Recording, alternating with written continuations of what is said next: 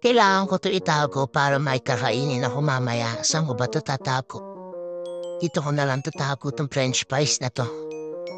Diyan ka muna, mamaya babalik kita, kakainin kita mamaya. Diyan ka lang. Kaso baka makita dito. Kailangan mag-isip akong paano ko ito tatago eh. Sa unan kaya?